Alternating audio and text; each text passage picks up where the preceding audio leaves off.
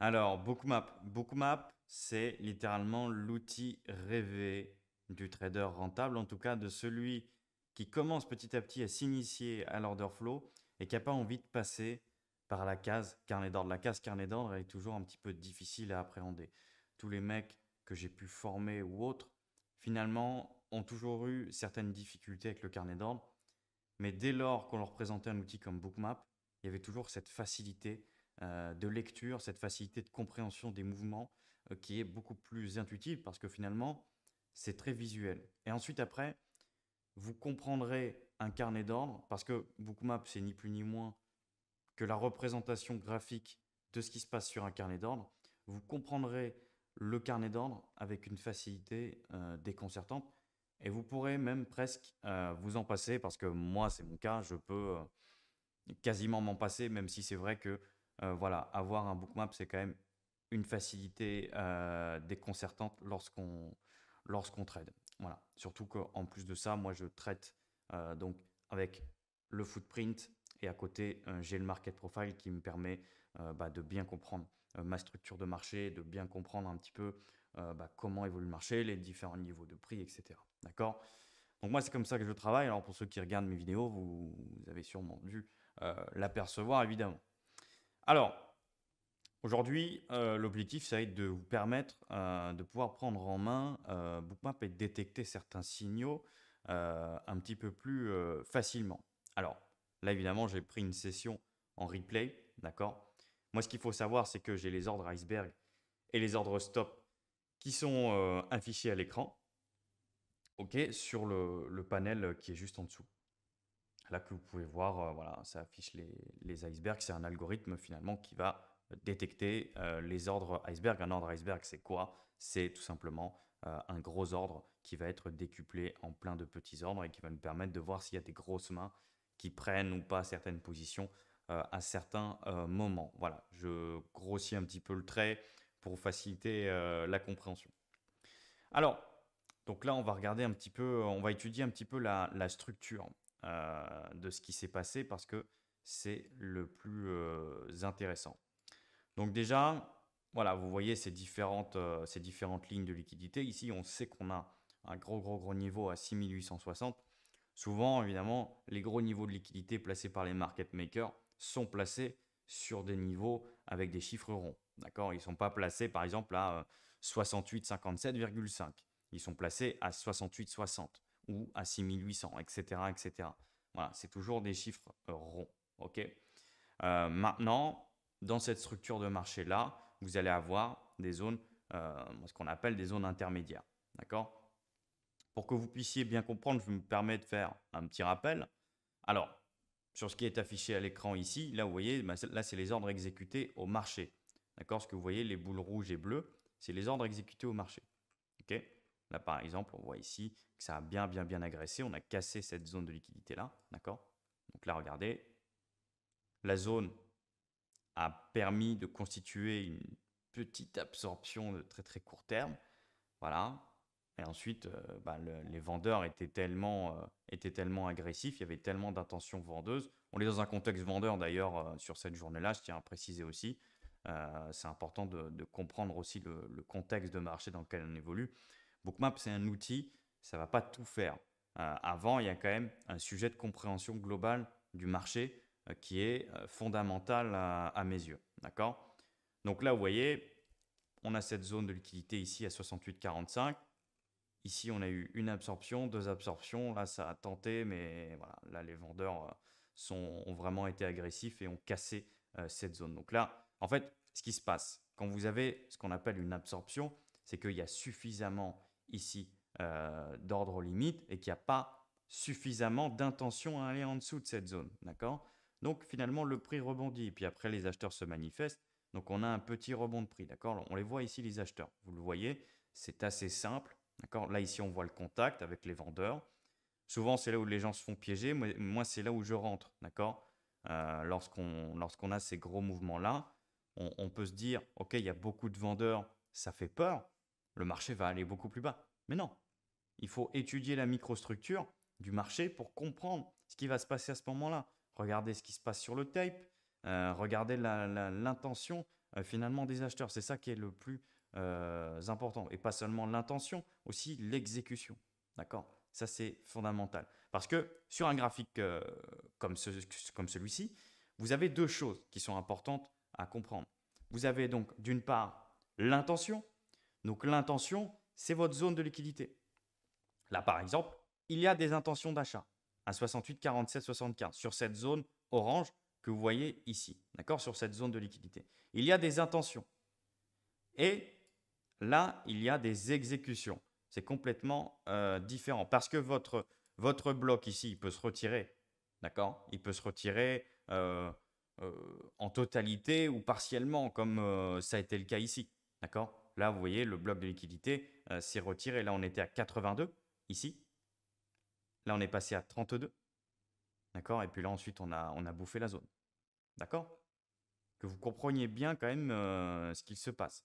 Et là, ensuite, on a eu cette zone ici qui s'est rajoutée juste après et qui a contribué, elle, à faire pousser le prix à la baisse finalement. D'accord? Vous voyez ici, à partir de ce moment-là, attendez, hop, voilà, ici, vous voyez, là, à 68,50, quand on a commencé à casser cette zone, et ben tac, direct après, le prix a poussé à la baisse.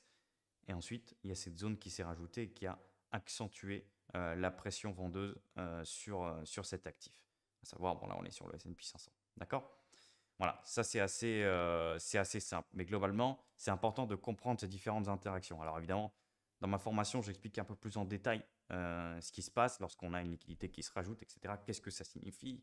Comment bien comprendre ce sujet-là et comment surtout rentrer en position efficacement, que ce soit en scalping ou même après pour une position qui va durer sur un horizon de temps beaucoup plus long. D'accord?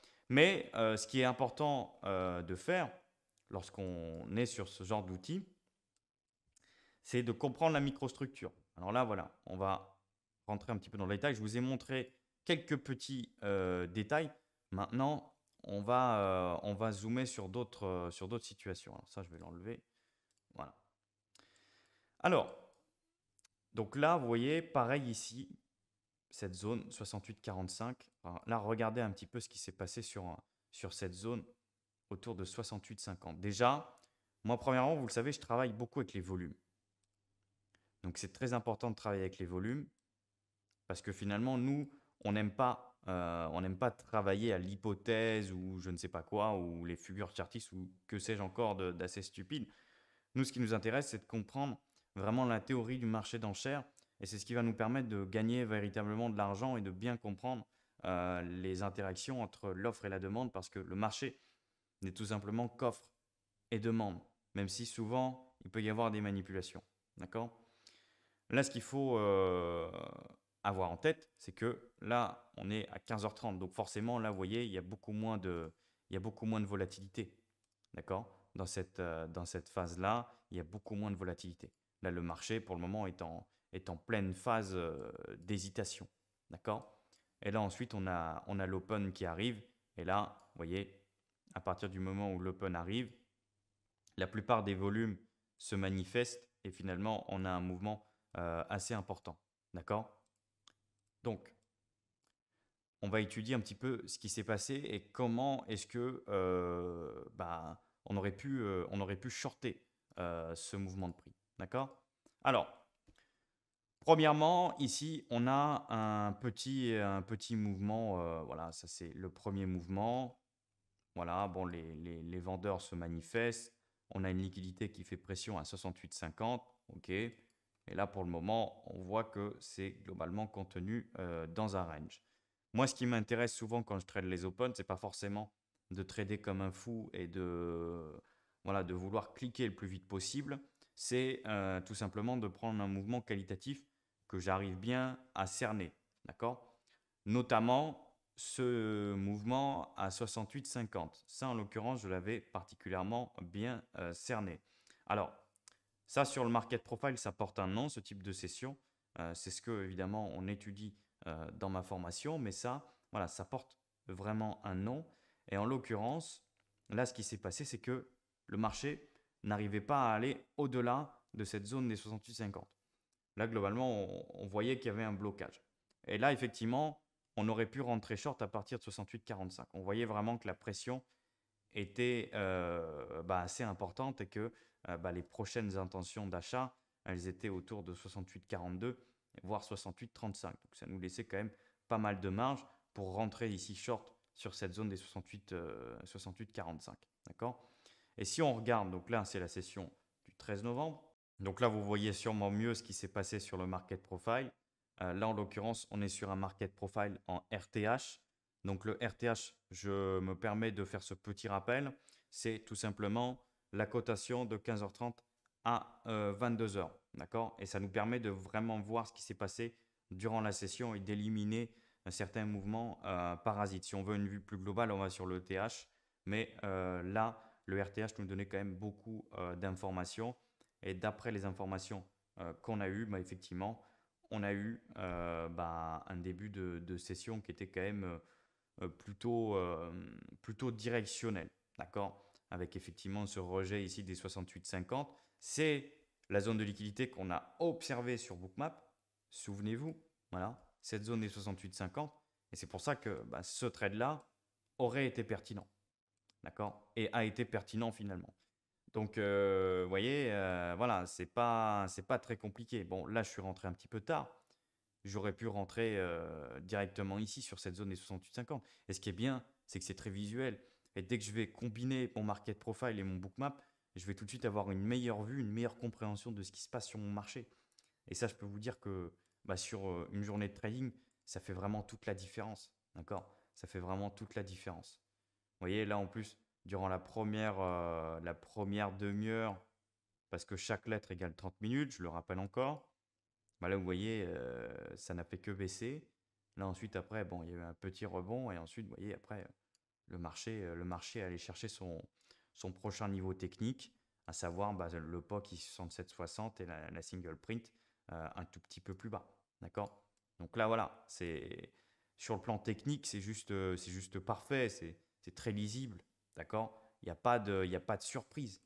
OK? Et le bookmap, il va vous permettre de rentrer plus précisément, d'avoir beaucoup plus de conviction dans votre entrée en position.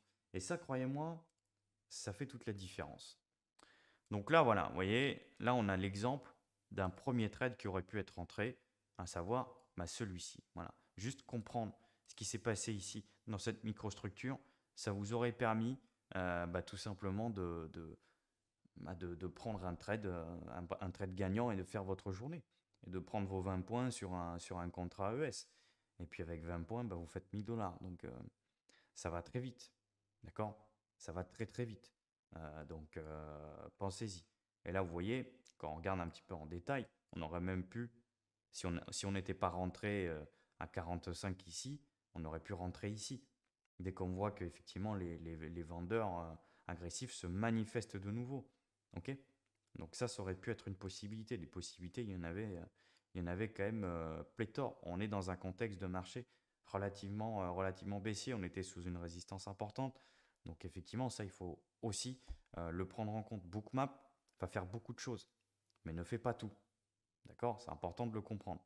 On peut évidemment identifier beaucoup de signaux, mais ce qui est important aussi, c'est toute cette analyse de marché qu'il y a en amont. Et je vois beaucoup de gens qui vont juste utiliser Bookmap comme ça et se dire c'est un outil magique. Non, il faut comprendre, il faut avoir une stratégie.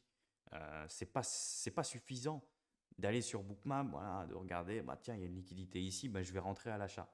Non, vous ne gagnerez jamais d'argent comme ça. Alors dites-moi dans les commentaires, hein, mais vous ne gagnerez jamais d'argent comme ça. Ça ne marche pas comme ça. Soyez un peu plus subtil, essayez de développer un système de trading ou finalement copier un système de trading qui fonctionne, qui a déjà fait ses preuves. Formez-vous, c'est important. D'ailleurs, en ce moment, vous avez une promotion Black Friday sur la formation, donc je vous invite, c'est directement dans la description de la vidéo. Alors, donc maintenant qu'on a identifié un petit peu ce qui s'est passé ici, donc là, vous voyez, c'est notre open, hein. Les open sont toujours un petit peu nerveux, hein. D'accord? Ça, il faut l'avoir en tête. Mais globalement, ici, c'était quand même assez lisible. D'accord? Et là, ensuite, on a notre rebond. Et là, ce qui est assez amusant, c'est que on voit globalement qu'il y a un équilibre qui est en train de se former entre l'offre et la demande. Alors, Je sais que comme ça, c'est pas très parlant, mais quand vous voyez des mouvements comme ça qui oscillent de cette façon-là et qu'il n'y a plus vraiment de grosse agressivité des vendeurs et que la liquidité ici, elle soutient le prix, là, globalement, vous voyez, là, ça absorbe à 68,20. Pareil ici, 68,20 aussi. Ça, c'est plutôt intéressant. Et là, globalement, on a notre rebond qui se met en place. D'accord? Là, ici, on a un contexte, voilà, c'est très directionnel. Mais là, vous voyez que globalement, quand vous regardez les boules rouges et bleues, vous voyez qu'il y a un équilibre qui se forme. D'accord? Il n'y a pas une seule partie prenante qui est à la main. C'est vraiment un équilibre qui se remet en place. Et avant un rebond, il y a toujours cet équilibre qui se remet en place. Donc là, voilà.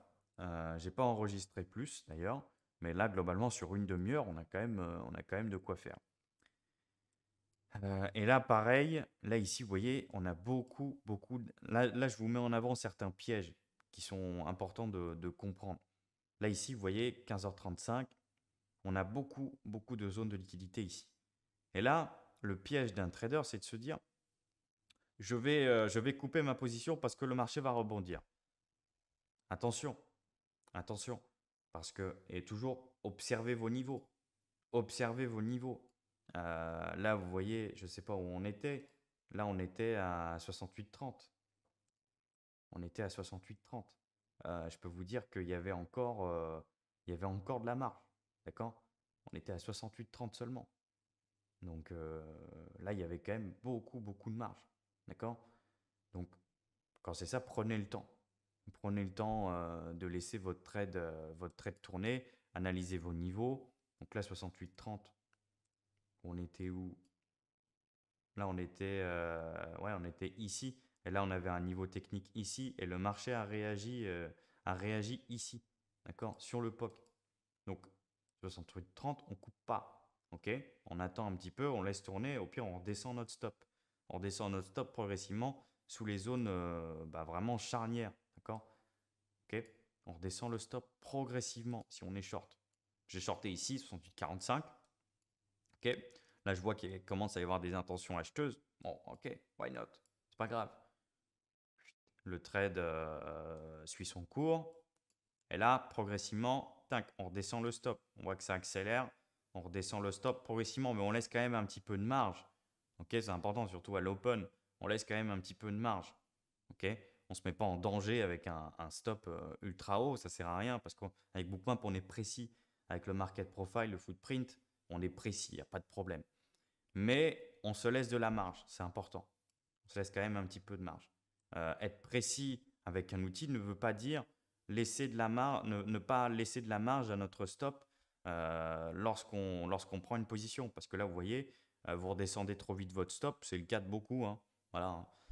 Beaucoup au début